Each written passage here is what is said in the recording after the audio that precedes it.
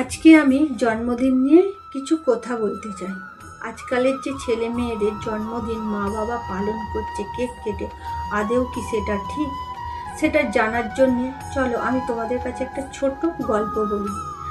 যার জন্মদিন তার নাম হচ্ছে সৌম্য, আর তার বন্ধুর নাম অমিত। অমিত, শুভ জন্মদিন বন্ধু। মোমবাতিটা নিভিয়ে চটপট কেকটা কেটে ফেলা যাক। সৌম্য, ধন্যবাদ বন্ধু। তবে আমি মোমবাতিটা নিভিয়ে নয়, বরং মোমবাতিটা জ্বালিয়ে দিনটা শুরু করতে চাই আমাদের সনাতন রীতিতে। জন্মদিন মানে প্রদীপ নেভানো নয়, আসলে আলো জ্বালানো। অমিত, কিন্তু কেক না কাটলে কি জন্মদিন পালন হয়? সৌম্য, কেক তো একটা আধুনিক চল, কিন্তু আমাদের শিকড় হলো পায়েস বা পরমান্ন। মা বাবার আশীর্বাদ নিয়ে এক বাটি পায়েস খেয়ে মিষ্টিমুখ করলেই আসল আনন্দ আর তৃপ্তি।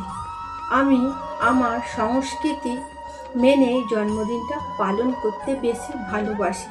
আমরা মোমবাতি নিভিয়ে অন্ধকার করি না, বরং প্রদীপ জ্বালিয়ে আয়ু বৃদ্ধির প্রার্থনা করি।